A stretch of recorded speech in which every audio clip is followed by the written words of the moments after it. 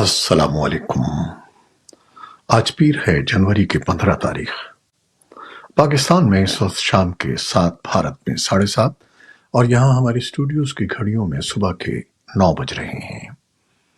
Voice of America Washington کی Urdu service سے میں ہوں خالد حمید، خبروں کے ایک بلیٹن کے ساتھ۔ پاکستان کے دورے پر آئے ہوئے ایران کے نمائندہ خصوصی برائے افغانستان حسن کاظمی قمی نے پیر کو پاکستان کے نگراں وزیر خارجہ جلیل عباس جیلانی اور پاکستانی ہم منصب آصف خان درانی سے دو طرفہ امور اور افغانستان کی صورتحال پر بات چیت کی ہے۔ ایران کے نمائندہ خصوصی برائے افغانستان ایک 4 رکنی وفد کے ہمراہ اتوار کی شب پاکستان پہنچے تھے۔ پاکستان کے دفتر خارجہ کے مطابق ایران کے نمائندہ خصوصی برائے افغانستان نے پیر کو اسلام آباد میں پاکستان کے نگراں وزیر خارجہ جلیل عباس جیلانی سے ملاقات کی اور افغانستان کی صورتحال پر تبادلہ خیال کیا۔ اس موقع پر پاکستان کے وزیر خارجہ نے پرامن اور مستحکم افغانستان کے لیے پاکستان کے عزم کا اظہار کرتے ہوئے علاقائی استحکام کے لیے بہتر تعاون کی ضرورت پر زور دیا اور ایک پرامن اور مستحکم خطے کے ویژن کے حصول کے لیے افغانستان کے پڑوسی ممالک کے اہم کردار پر بھی زور دیا۔ پاکستان کے دفتر خارجہ کے مطابق قبل ازیں ایران کے نمائندہ خصوصی برائے افغانستان حسن کاظمی قمی نے پاکستانی ہم منصب آصف درانی سے ملاقات کی اور افغانستان کی صورتحال پر تفصیلی بات چیت کی۔ پاکستان اور افغانستان کے درمیان مصروف ترین سرحدی گزرگاہ طورخم پیر کو تیسرے روز بھی ہر قسم کی دو طرفہ تجارت کے لیے بند ہے۔ حکام کے مطابق دونوں ممالک کے درمیان طورخم کے راستے دو طرفہ تجارت کی بندش کا اعلان جمعرات کی رات کو کیا گیا اور اس پر ہفتے کی صبح سے عمل درآمد شروع کیا گیا۔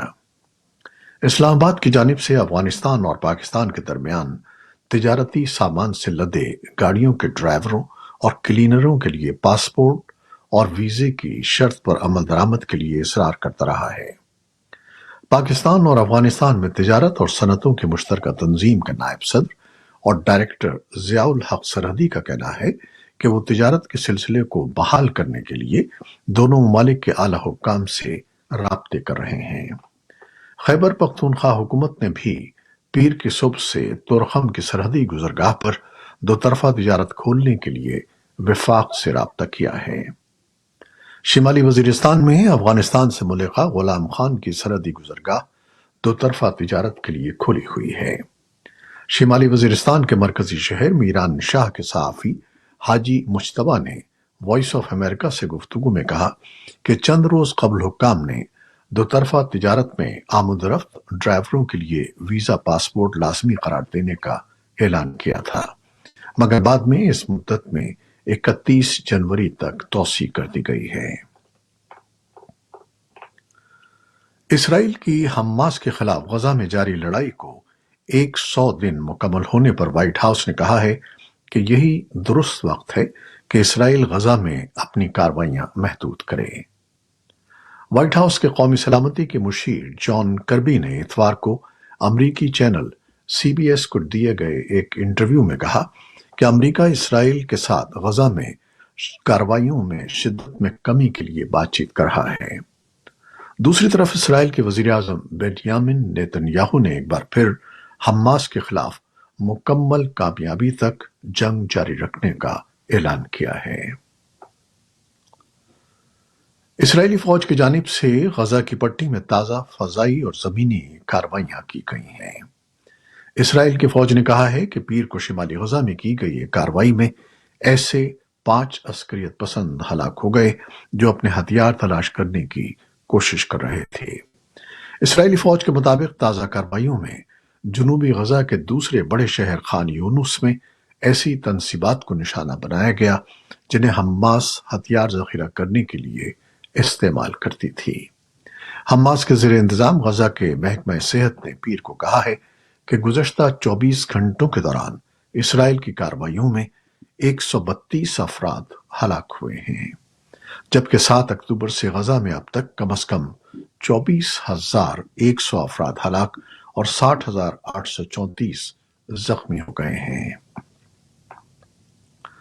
اسرائیل اور حماس کے درمیان جاری جنگ کے 100 دن مکمل ہونے پر امریکہ سمیت کئی ملکوں میں غزہ میں جنگ بندی کے مطالبے اور اسرائیل کے یرغمالی شہریوں کی رہائی کے حق میں مارچ کیا گیا۔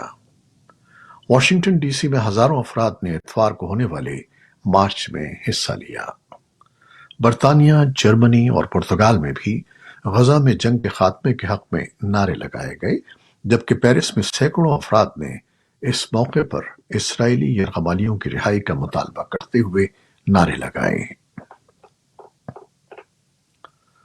امریکی فوج کے حکام کا کہنا ہے کہ یمن کے حوثی باغیوں کی جانب سے اتوار کو بحیرہ احمر میں امریکی جنگی بحری جہاز کو ہدف بنا کر داغا گیا اور ایک اینٹی شپ کروز میزائل امریکی لڑاکا طیارے نے تباہ کر دیا۔ یہ میزائل بحیرہ احمر کے ساحلی شہر حدیدہ کے قریب سے فائر کیا گیا تھا، جو طویل عرصے سے حوثیوں کے قبضے میں ہے۔ امریکی سینٹرل کمانڈ نے کہا کہ اس اینٹی شپ کروز میزائل کے واقعے میں کسی جانی نقصان کی اطلاع نہیں ملی۔ اسرائیلی فوج نے لبنان میں حزب اللہ کے ٹھکانوں پر حملوں کی ایک ویڈیو شائع کی ہے، تاہم خبر رساں ادارہ رائٹرز آزادانہ طور پر اس مقام اور تاریخ کی تصدیق نہیں کر سکا۔ یہ ویڈیو لبنان سے داغے گئے گائیڈڈ میزائل سے شمالی اسرائیل کے ایک گاؤں میں ایک 76 سالہ خاتون اور اس کے بیٹے کی ہلاکت کے چند گھنٹے بعد پوسٹ ہوئی ہے۔ قبل ازیں اسرائیلی فوج نے کہا تھا کہ اس نے لبنان سے داخل ہونے کی کوشش کرنے والے 4 مسلح عسکریت پسندوں کو ہلاک کر دیا ہے۔ چین کے وزیر خارجہ وانگ یی مصر کے دورے پر ہیں، جہاں انہوں نے مصری وزیر خارجہ سامح شکری کے ساتھ مشترکہ نیوز کانفرنس کے دوران غزہ میں فوری جنگ بندی اور متاثرین تک امداد کی فراہمی کو یقینی بنانے پر زور دیا۔ وانگ نے فوری اور جامع جنگ بندی، اسرائیلی یرغمالیوں اور فلسطینی قیدیوں کی رہائی، اقوام متحدہ کی قراردادوں پر عمل درآمد اور امداد کے طریقہ کار کے قیام کا مطالبہ بھی کیا۔ وانگ نے بین الاقوامی برادری پر زور دیا کہ وہ جنگ کے خاتمے کے لیے فریقین پر دباؤ ڈالیں۔ سوئٹزرلینڈ کے شہر ڈیووس میں عالمی اقتصادی فورم کے اجلاس میں دنیا کے 83 ممالک کے قومی سلامتی کے مشیر یوکرین کے اس 10 نکاتی امن منصوبے پر بات کرنے کے لیے جمع ہوئے جس میں یوکرین نے روس کے ساتھ جنگ کے خاتمے کے لیے اپنی شرائط کا خاکہ پیش کیا ہے۔ یوکرین کے صدر ولادیمیر زیلنسکی نے اس موقع پر کہا کہ اصول و ضوابط پر مبنی نظام دنیا کے ہر ملک پر بلا امتیاز لاگو ہونا چاہیے۔ ان کے بقول روس کی قیادت سمجھتی ہے کہ وہ تشدد اور دہشت پر مبنی کوئی ایسا نظام نافذ کر سکتی ہے جس کے کوئی قواعد و ضوابط نہ ہوں۔ اجلاس میں شریک 83 ملکوں کے وفود میں 18 ایشیائی اور 12 افریقی ملک شامل ہیں۔ گزشتہ سال ڈیووس اجلاس میں 65 ملکوں نے حصہ لیا تھا۔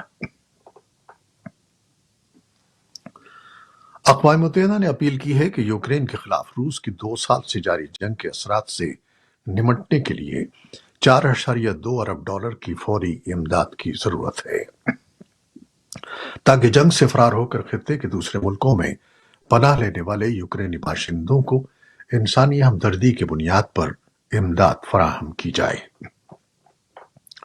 پناہ گزینوں کے امور اور انسانی ہمدردی کی بنیاد پر امداد دینے والے اقوام متحدہ کے اداروں نے ایک مشترکہ بیان میں یوکرین پر روس کے حالیہ بڑے فضائی حملوں کا ذکر کرتے ہوئے کہا ہے کہ بڑھتے ہوئے حملے شہریوں پر جنگ کے تباہ کن اثرات کی عکاسی کرتے ہیں، جبکہ سردیوں کے سخت حالات کی جانب توجہ دلاتے ہوئے کہا گیا ہے کہ ان مہینوں میں یوکرینی شہریوں کو فوری امداد پہنچانے کی ضرورت ہے۔ امریکی ریاست آئیوا میں ریپبلکن پارٹی کے صدارتی امیدوار کی نامزدگی کے سلسلے میں ہونے والی اولین بڑی انتخابی سرگرمی آج رات 8 بجے ریاست کی 99 کاؤنٹیوں میں منعقد ہونے جا رہی ہے۔ مبصرین کا کہنا ہے کہ ریپبلکن صدارتی نامزدگی جیتنے کی دوڑ میں سابق امریکی صدر ڈونلڈ ٹرمپ اب تک سب سے آگے نظر آ رہے ہیں، جبکہ دوسرے نمبر کے لیے اقوام متحدہ میں امریکہ کی سابق ریپبلکن سفیر نکی ہیلی اور ریاست فلوریڈا کے گورنر رون ڈی سینٹنس کے درمیان مقابلہ ہو رہا ہے۔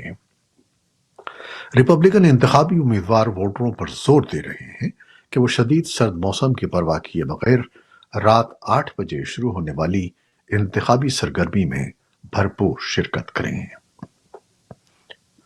امریکہ کی کئی ریاستیں سردی کی شدید ترین لہر کی لپیٹ میں ہیں۔ اتوار کو امریکہ کے بعض حصوں میں کم ترین درجہ حرارت ریکارڈ کیا گیا۔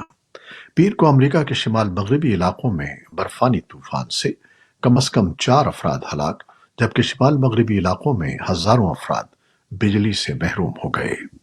شدید سردی کی لہر رواں ہفتے کے دوران جاری رہنے کا خدشہ ہے، جس سے امریکہ کی کئی ریاستوں میں معمولات زندگی متاثر ہو سکتے ہیں۔ ترک حکام نے اسرائیلی فٹ بال کھلاڑی ساگیو جیسکل پر نفرت انگیزی کو ہوا دینے کا الزام عائد کیا ہے۔ اسرائیلی کھلاڑی کو ایک فٹ بال لیگ میچ کے دوران حماس کے ہاتھوں یرغمال بنائے گئے اسرائیلی یرغمالیوں سے یکجہتی کا اظہار کرنے پر ترک حکام کی جانب سے اتوار کو حراست میں لینے کے بعد پیر کو رہا کر دیا گیا۔ کھلاڑی نے اپنی کلائی پر 100 دن 710 کے الفاظ کے ساتھ ایک بیج باندھ رکھا تھا۔ 28 سالہ اسرائیلی انٹرنیشنل کھلاڑی نے پولیس کو بتایا کہ وہ صرف جنگ کے خاتمے کا مطالبہ کر رہا ہے۔ اسرائیلی وزیر دفاع یوف گیلنٹ نے کھلاڑی کو حراست میں لینے کے اقدام کو قابل مذمت قرار دیا۔ یہ تھی وہ خبریں جو فیس بک لائیو پر ہم نے آپ کے لیے پیش کی۔ ہماری ویب سائٹ، یوٹیوب اور پوڈ کاسٹ پر یہ بلیٹن آپ کے لیے پوسٹ کر دیا جاتا ہے۔ آپ ہمارے بلیٹن کو شیئر کرتے ہیں اور اپنے کمنٹس میں اپنی محبتوں کا اظہار کرتے ہیں، جس کے لیے ہم آپ کے بے حد ممنون ہیں۔ اپنی ان کاوشوں کو جاری رکھیے گا۔ نیوز پروڈیوسر سید اصفر امام اور نیوز ایڈیٹر تابندہ نعیم کے ہمراہ خالد حمید کو اب اجازت دیجیے گا۔ اللہ حافظ۔